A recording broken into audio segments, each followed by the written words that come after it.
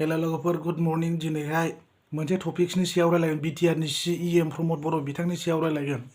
प्रमद बर' बिथाङा जेब्ला सरकाराव फैनो सिगां बहुत कमिटमेन्ट होदोंमोन। बे कमिटमेन्ट होनाया दासिमबो साक्सेसफुल जायाखै, खामानिखौ मावनानै होनो हायाखै प्रमद बर' बिथाङा। आरो रोखाखा बिजेपिआ जोंनि बिटिसिआव थाखानाय जेसेबां पावार एन्ड फांसन जोंनि बिटिसिआव थानाय हा हु गासिखौबो दखल खालामनो नाजादों रायजो राजाफोर। बेखौ प्रमद बर'आ दासिमबो बुजिनो हायाखै। नाथाय प्रमद बर'नि साननाया बेनो रायजोफोर माने बिथाङा सिएम जानानै 5 बोसोराव जेरै सोलिलांनोसै जेखि जादोला बेनाव बेबायदि साननाय दं। नाथाय बर' हारिनि थाखाय बे जेबो खामानि मावनो बेहा गोसो गैया आरो बे हाखानायबो नङा। रायजो राजाफोर खुगायावल' गोदै गोदै बुङो प्रमद बर' बिथाङा आरो जेबो खामानि मावनानै होनो हानाय नङा। बे रायजोफोरनि उन्नयननि जौगानाय जेबो खामानि मावनो होनो हाया बे प्रमद बर' बिथाङा। दिनैनि दिनाव रोखा नुबाय।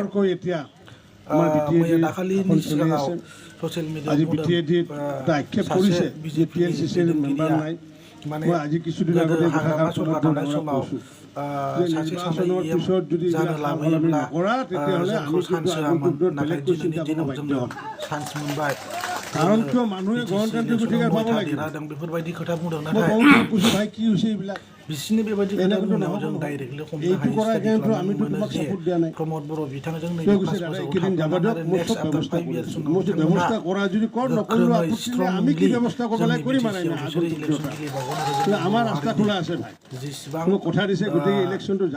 दैदेनगिरिफोर दं बिथांमोनखौ बिसोरो गादबनानै माने फेजेननानै बिटिसिखौ दखल खालामनायनि टारगेट लादों प्रमद बर' बिथाङा।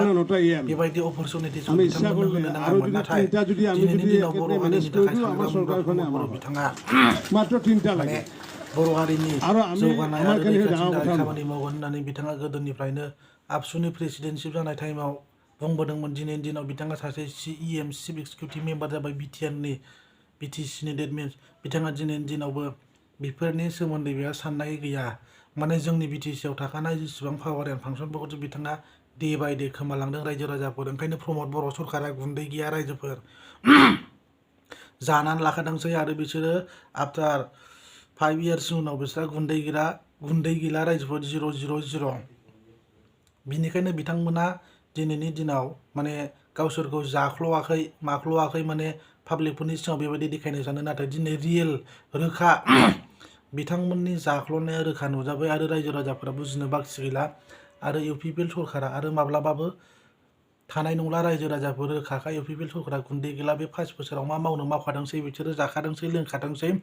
आरो बिनिखायनो आं बुङो बिथांमोननि जायफोर सापर्टारफोर दंमोन बिथांमोनहा थां अफिसाव थां बिहै प्रमद बर'नाव स्किम बिहै मा कमिटमेन्ट होआमोन प्रमद बर' बिथांनाव बिहै रायजो राजाफोर बिथाङा बुंनाय बायदि। आरो हराब्ला प्रमद बर'आ आरो गाज्रि मोनजाखाबाय अलरेडि आरो बियो जोबथा गाज्रि मोनबाय। बर' हारिनि जोलैनि हांगार प्रमद बर'आ रायजो राजाफोर। आरो दिनैनि दिनाव प्रमद बर'खौ रावबो सैला रायजो राजाफोर। बिथाङा हायोमोन बियो जोंनि बिटिसिआव थानाय पावार एन्ड फांसनफोरखौ बिथाङा बेबायदि खालामामोन बा डिस्ट्रय खालामामोन बा नस्थ' खालामामोन बा गावनि सापर्टारफोरनोनो बिथाङा होनो हायोमोन ना। 3rd ग्रेड 4th ग्रेड साख्रिफोरखौ आरामसे गोसो बायदि होनो हायोमोन। एग्रिकालसार डिपार्टमेन्टआवबो होनो हायोमोन, इरिगेसन डिपार्टमेन्टआवबो होनो हायोमोन। रायजो राजाफोर ओंखायनो गोसोआव ला आफ्टार 5 इयार्सनि उनाव इउपिपिएल सरकारनो रावबो भट दाहो, रावबो सापर्ट दा खालाम। आरो जाय माखासे मानसिफोर दङ दिनैनि दिनाव बिथांमोना इउपिपिएल सापर्टारफ्रा बुङो कमेन्ट बुङो गोदोलाय बिपिएफआलाय मा मावखो माखो बेसेबां 17 बोसोराव जाजोब्बाय माजोब्बाय होननानै बुंदों। नाथाय बेबायदि बुंग्रा मानसिया जाम्बासो। दासिमबो जोंनि बर' हारिनि बिटिसिआव थाखानाय जेसेबां पावार एन्ड फांसन हा हु संरैखाथिनि थाखाय बिथांमोनहा दिनै खामानि मावनांगौसोमोन। नाथाय दिनैनि दिनाव बिनि सायाव बिथांमोना जेबो खोथा बुङाखै। थाखानाय जोंनि पावार एन्ड फांसनफोरा गोमालांनो हमदों। नाथाय बिथांमोना बेफोरबायदि कमेन्ट बुंग्रा बेफोरखौ एसे साननानै नाय। नैबे खर'आव जुदि गिहि दंबा एसे साननानै नाय। जानला मानला कमेन्ट होनो नाङा, बखिनो नाङा।